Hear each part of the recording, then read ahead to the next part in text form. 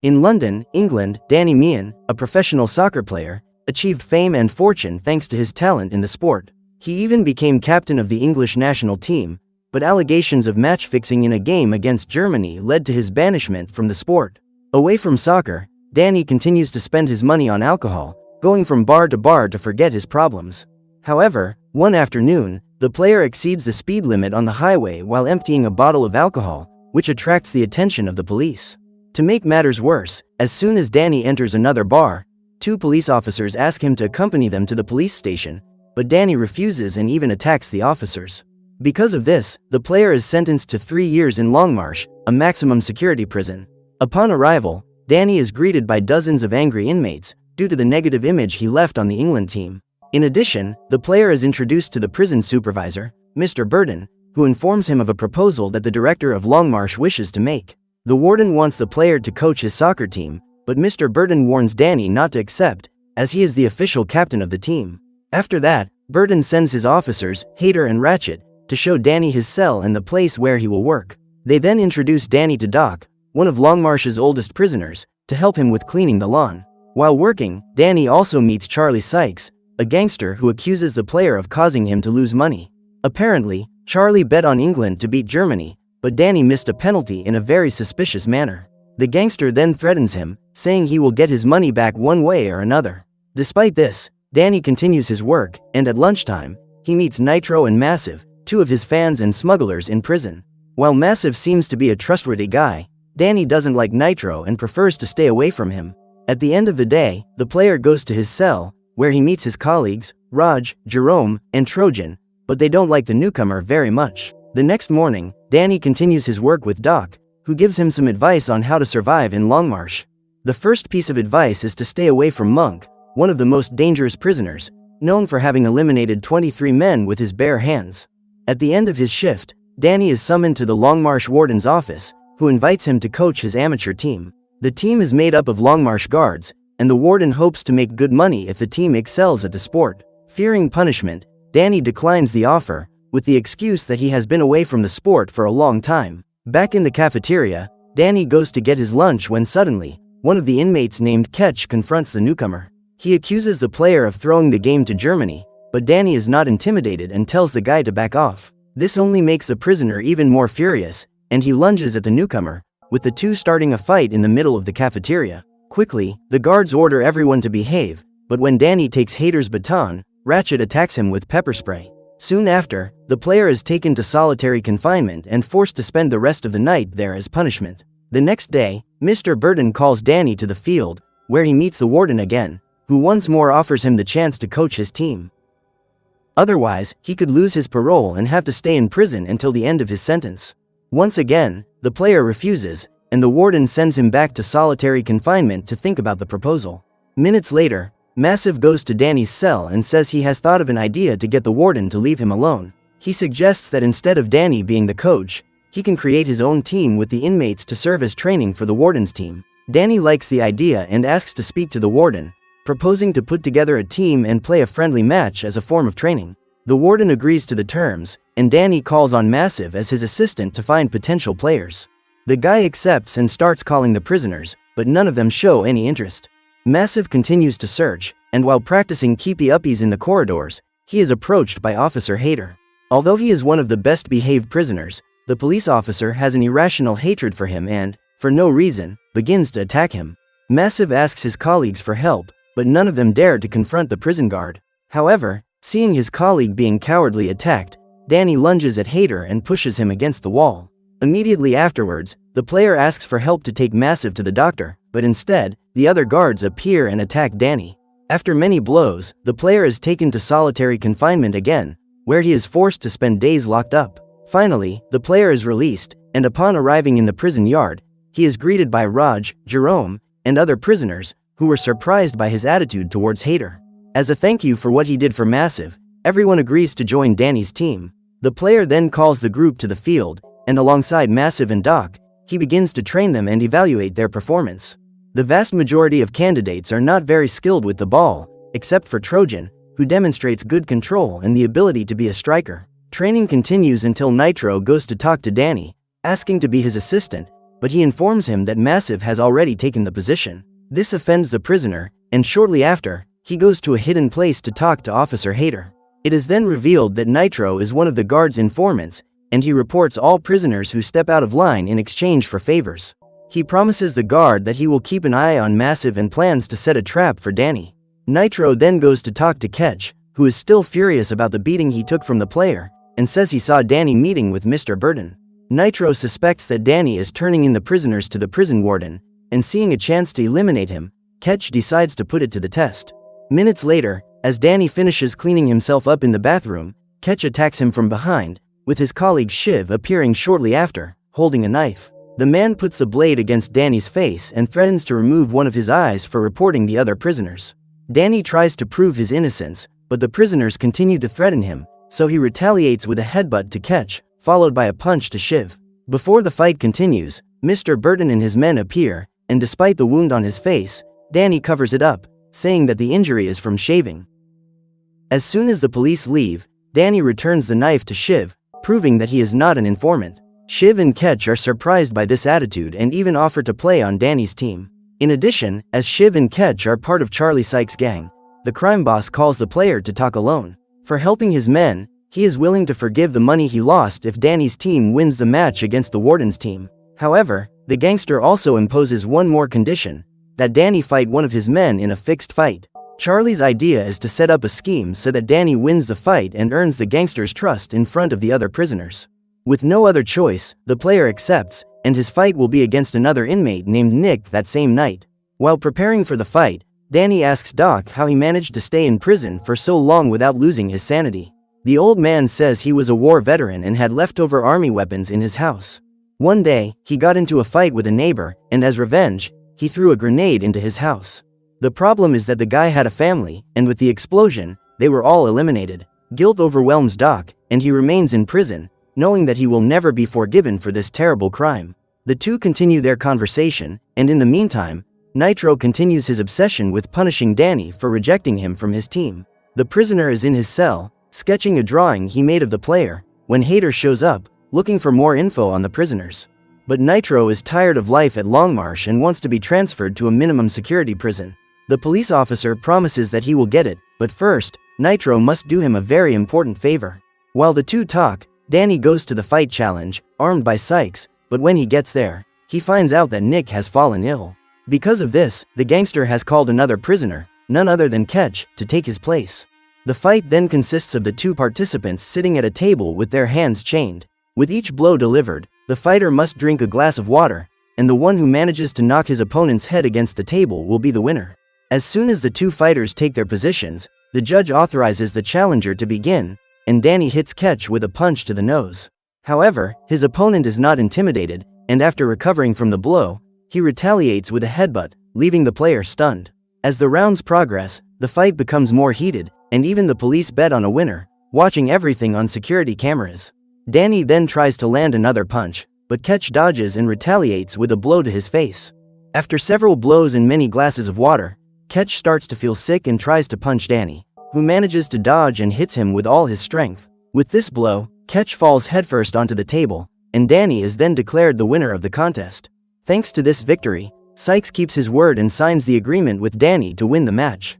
Another day passes, and Danny has almost completed his team's lineup, but during training, the players don't know how to work as a team. In addition, none of the prisoners want to be the goalkeeper, and Danny needs to find one as soon as possible. Shiv then suggests calling Monk for this position and takes Danny to his cell, which is located in the most isolated corridor of Longmarsh. Once there, Danny offers Monk a spot on his team, and upon discovering that he will be playing against the guards team, he accepts without hesitation. Now that the lineup is set, training continues in the prison, while Mr. Burton prepares the guards team on a professional court. During one of the sessions, Danny decides to change things up a bit and asks Shiv to talk about illegal moves. The guy then asks Monk for help with demonstrations, and Billy, a paranoid prisoner, volunteers to impress Danny.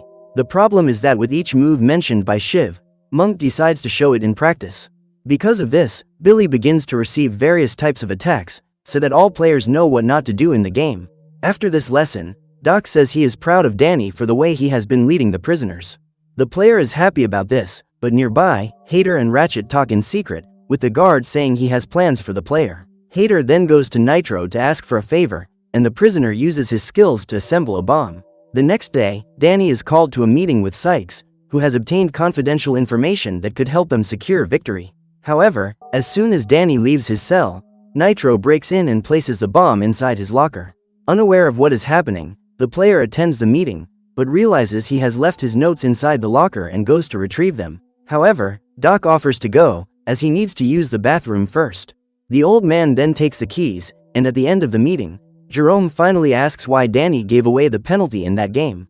After years of hiding the truth, he reveals that, with his success in sports, he ended up losing control and began to squander his entire fortune. However, at one point, he owed a lot of money to loan sharks, and they threatened him to miss the penalty kick in exchange for forgiving his debt. Danny then deliberately missed the penalty kick, and feels guilty about it to this day, as fame and fortune made him forget the true meaning of soccer. Ironically, he ended up learning this now, during his time in prison, and with the help of his colleagues, especially Doc. Unfortunately, as soon as his friend leaves the bathroom and goes to the cell, he opens Danny's safe and is hit squarely by the bomb.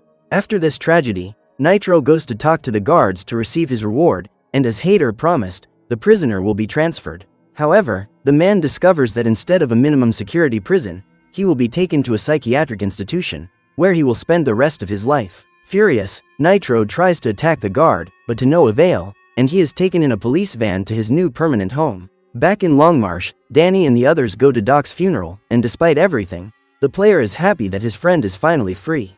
More days pass, and the time comes for the big game between the prisoners' team and the guards' team. When they arrive at the locker room, Danny gives a motivational speech to the players, telling them that with this game, a new chapter in their stories begins. Then Charlie hands the players a box with the last gift given by Doc. He then takes out the team uniforms, which have been named Mean Machine.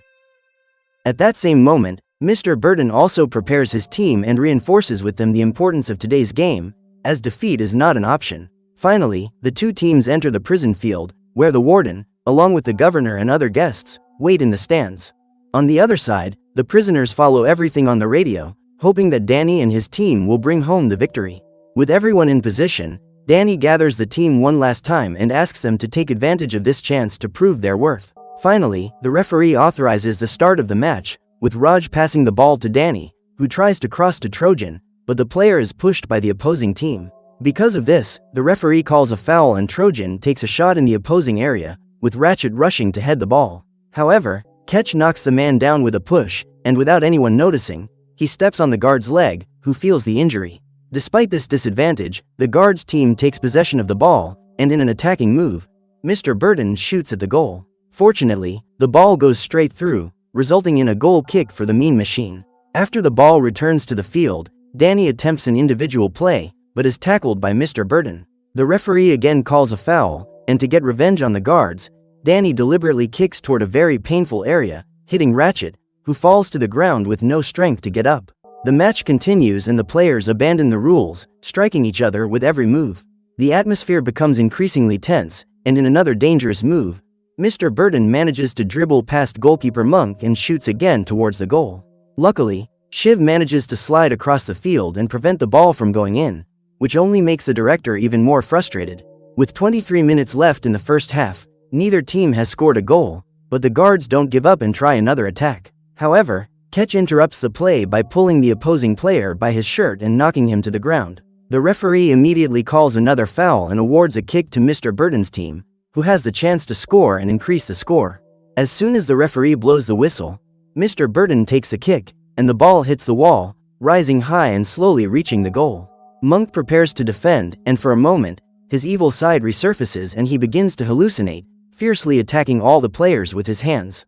Luckily, the prisoner controls himself and makes a clean save, throwing the ball back onto the field. Trojan recovers the ball, and just as he did in training, he starts an individual play, dribbling past the players and reaching the opponent's area. But this time, he follows Danny's advice and plays with the team, crossing the ball to the other side of the field. Raj is ready to attempt a header, but ends up slipping on the field, so Danny seizes the opportunity and, with a first-time shot, scores the goal that opens the scoring. All the prisoners go crazy, while the warden becomes enraged at the shame of seeing his team concede a goal. After that point, the match resumes, but Monk decides to leave the goal and takes the ball, running towards the opponent's area. Suddenly, he is knocked down by one of the guards and again, he has to control his anger, but warns the player not to do it again. This foul only makes the game even more heated, and suddenly, one of the guards punches catch, which starts a general brawl on the field. Even the commentators start fighting among themselves, forcing the referee to end the match seconds before the end of the first half. With everyone back in the locker room, the director goes to talk to Mr. Burton, warning him and the other guards that this is not just a friendly match. This game will determine the jobs of all of them, so they had better take it more seriously. After scolding his team, the director goes to the rival team's locker room and calls Danny over to talk, telling him that he must throw the game, just as he did in the match against Germany. Danny refuses, but the director warns him that before being transferred, Nitro wrote a confession about Doc's perishment. In that message, he said that Danny sent Doc to his locker, which would make him an accomplice, increasing his sentence to 20 years. Faced with this situation, Danny has no choice but to throw the game, and when he returns for the second half, he begins to miss shots on purpose. The team is confused by this attitude, but they continue the match until Raj is hit by one of the guards. The prisoner becomes enraged and punches the guard in the face, but the referee sees everything and sends him off with a red card. Now with only 10 players, the team struggles to deal with the opposing team, but in an attacking move, Monk recovers the ball and starts running through the area. Instead of trying to play alone, he passes the ball to Trojan, who uses his skill to dodge all the guards. Arriving in the area, he crosses to Ketch, who with a kick increases the score to 2-0. Mean Machine is about to win, but Monk gets carried away and, when he gets the ball, starts showing off in the middle of the field. Because of this, one of the guards takes possession of the ball and scores a goal, reducing the difference in the score to 2-1. This mistake dampens the team's spirits, which only gets worse when Danny fakes a foul, only to be sent off the field. However, the team has no substitute players, and the team is left with only 9 on the field, which leaves their defense open, and the guards' team manages to tie the game with another goal. Massive realizes that something is wrong with Danny, but he refuses to say what happened. The match continues, and the prisoners' team becomes completely disoriented, while the warden celebrates that victory is near. Faced with this situation, Danny decides to risk everything and returns to the field, determined to win. The players, however, begin to doubt him, but the captain does his best to regain their trust, doing everything he can to take possession of the ball. In an attacking move, the guards try to score a goal, but lose the ball and the prisoners take advantage of the chance to turn the score around. However, Monk gets excited again and attacks the guard who fouled him, knocking him to the ground and stepping on his legs. At that very moment, the prisoners' team manages to advance on the field and score the third goal, but the referee disallows it because of Monk's foul. Mr. Burton then takes the kick, but Monk manages to defend it and crosses the ball to Danny, who receives it practically alone on the field. The player then runs towards the opponent's area, and even though he is knocked down by the goalkeeper, Danny gets up and advances towards the goal. However, instead of scoring, he passes the ball to another player, none other than Billy, who, to everyone's surprise, kicks the ball and scores the winning goal. The whole team gathers to celebrate with Danny, who has finally redeemed himself in the sport. After the celebration, the warden goes to talk to the player, saying that he will regret it, and then orders Mr. Burton to lock Danny in solitary confinement for the rest of his life. However, the supervisor refuses to obey and congratulates Danny on his victory in a fair game. Finally, Danny hands the game ball to the warden and returns to prison, certain that he made the right decision and, at least for a few minutes, gave the prisoners a chance to feel free thanks to soccer.